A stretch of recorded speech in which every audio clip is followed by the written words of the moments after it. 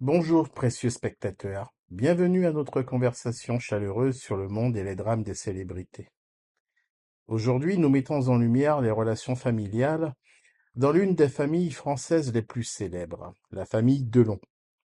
Et nous plongeons dans le cœur des événements en racontant les derniers développements et comment Anthony Delon se souvient de ses relations avec son père, Alain Delon. Imaginez ceci, la famille Delon est en plein tourbillon de scandales depuis plusieurs mois déjà. Les enfants du célèbre acteur utilisent les médias comme champ de bataille. Après avoir accusé sa sœur de cacher l'état de santé de leur père, Anthony Delon a déposé une plainte contre Anouchka. Cette dernière, à son tour, n'est pas restée les bras croisés et a poursuivi son frère en justice pour diffamation, menaces et harcèlement. Comme il est coutume dans de tels cas, une plainte pour atteinte à la vie privée a également été déposée par les frères Alain Fabien et Anthony.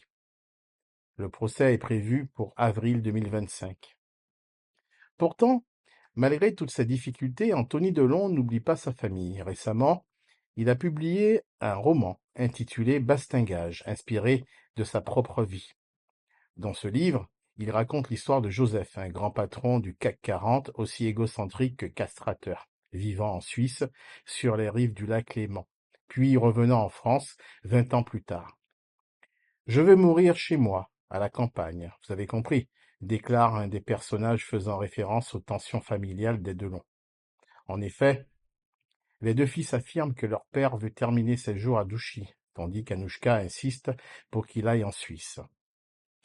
Pourtant, malgré ces désaccords, Anthony Delon reste étroitement lié à son père. Interrogé par Le Parisien, il a révélé: Je me suis inspiré des 3 histoires que j'ai vécues sur 3 décennies. Il a partagé des détails sur la manière dont ils profitaient ensemble des bons moments. La semaine dernière, par exemple, nous avons passé 3 quarts d'heure à redécorer la salle de jeu. Il me disait: Enlève ce tableau, remets ça là.